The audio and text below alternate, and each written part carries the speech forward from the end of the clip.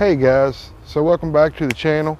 Wanted to do a little update on the quail hutch and talk about some experiment I've been running with the sandbox.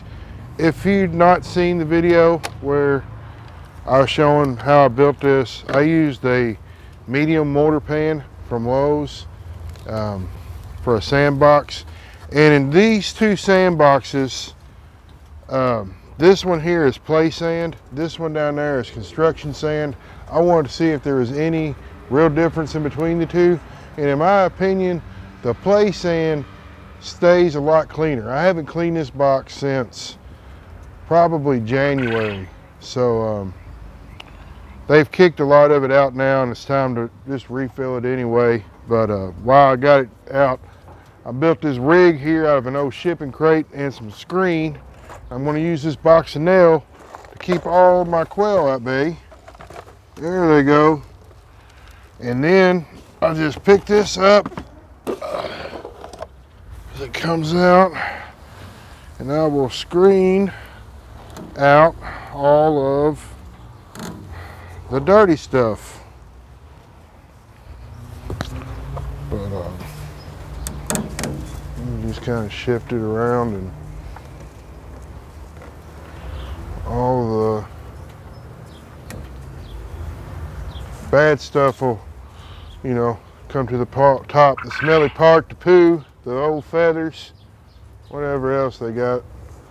The sandboxes I really like. It keeps their feet clean, it keeps their eggs clean. The quail really enjoy them, and it's well worth the $5 that the box costs and the $6 for the sand.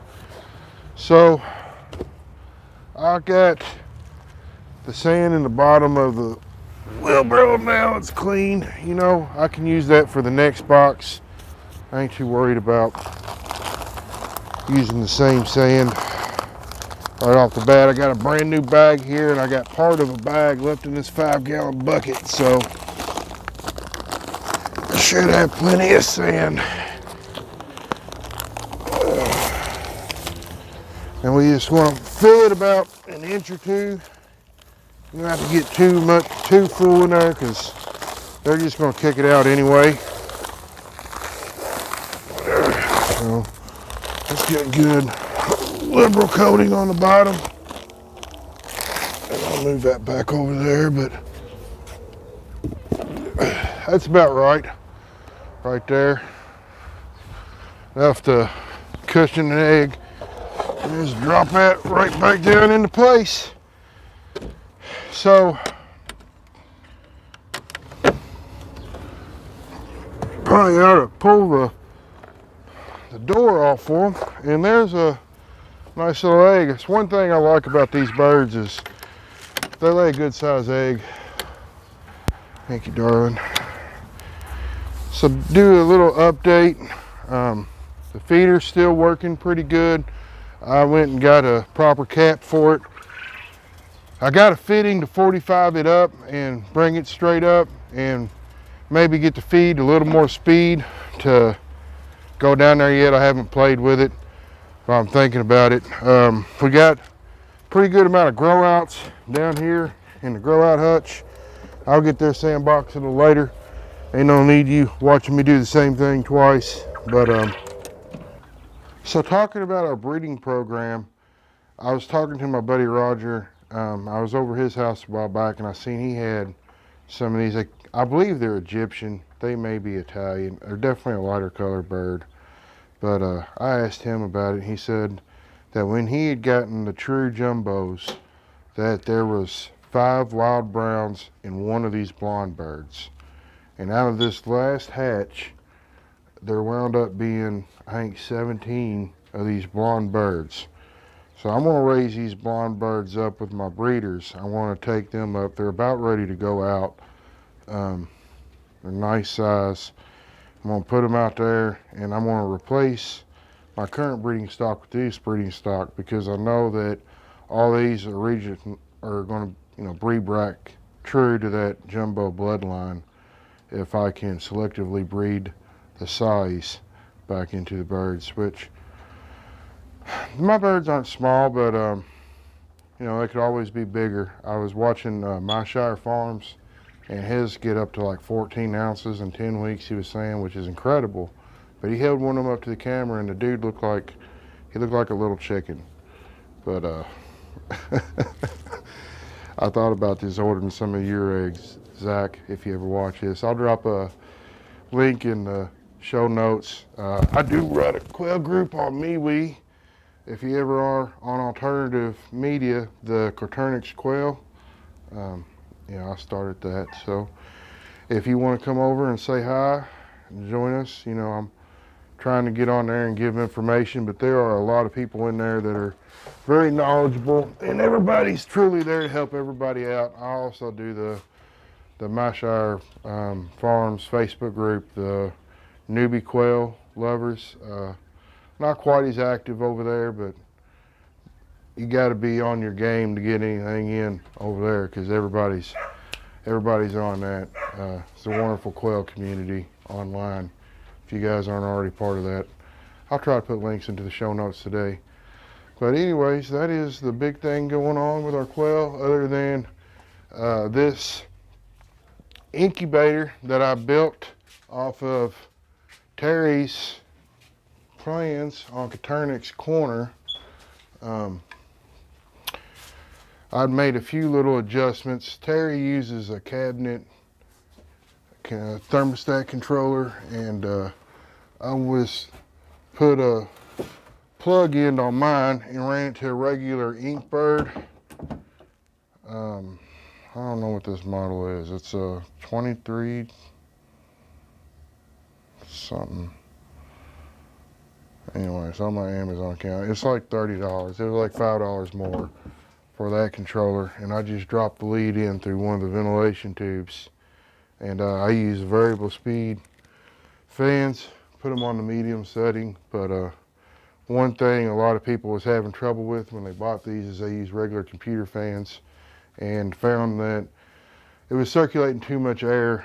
So with these, you got 3 settings. They came off Amazon too. But it's a real nice incubator. I did a lot of research into incubators before I decided to build this one. And you know, this Hubovator Genesis would have been my pick, a little tabletop styrofoam incubator, but for the same amount of money, I actually got twice the incubation room. I could scale up if I wanted to with this design, plus the materials, even that I, you know, spruce this one up a little bit from the original with the cord end and the nicer controller, and I put a nice little handle there, but I salvaged that. It didn't cost anything. I cut this OSB down from some existing shipping crate. This guard right here was off an Alaskan sawmill, but the guy was like, I never used a guard, and I was like, well, put it on the front of my incubator. True Savage King Spirit, wrote my name across it there. It's been a great incubator. This is my 3rd hatch out of it. I just locked these eggs down yesterday, so expecting baby quail soon. Then got the brooder set up for them. The new breeding stock's got to move out. So when you're moving quail out, if you move them up young like those, they're not even really feather sexable out, I believe. I looked at them all today, and as far as I could tell, they all still had speckled chests. So they got to be getting right at the 3-week mark, but they're all fully feathered out. I'm reducing the temperature, and eventually I'll be pushing them out probably by Monday or the weekend to the breeder loft. And then as they grow up, I'll be pulling out the excess roos, putting them with the grow outs, and be replacing some of that older stock that I got with these newer stock. So when the hens start laying, you know, we'll probably process out some of the old hens or rehome them. So they're only 6 months old, so they got plenty of laying life left in them. But that's how you breed bigger size into your birds, guys. You got to take the bigger ones and pull them back, and then raise them up and breed them to the bigger ones, and the big birds plus the big birds, they make big birds, they make good eggs. Roger's been doing it for quite a while, so these birds are already pretty good, pretty you know, hardy. They lay nice eggs and ready and everything. So we're just trying to improve on pretty good, but it's just natural progression of things. But anyways, if you've enjoyed this content, give us a like and a share, and subscribe would be great. Visit us over on the Odyssey channel. Some of the videos I do with processing animals and opinions that may not be popular, they get posted over there strictly on Odyssey, so I don't have to worry about not meeting certain standards and criteria of other people. So the link is on my picture at the end of every video. Just pause it, copy it, paste it off there, I guess, whatever you guys do. Maybe I'll post it in the show notes. I'm trying to get better at this stuff, guys. Maybe I'll get the hang of it. But anyways, probably give a shout out today to another one of my Kentucky YouTube guys, Kentucky Ballistics guy. Almost blew your face off, man. Hope you wish a speedy recovery to you, bud. Man, it's another old Kentucky boy. I really like his work over there. If you guys haven't checked him out, check him out. He was YouTuber of the Year last year. Always shooting stuff, always a good time with that guy. But recently had a 50 caliber go off and really did a number to him. He's probably lucky to be alive. I'll try to post a link to that too. Anyways, you guys have a great one.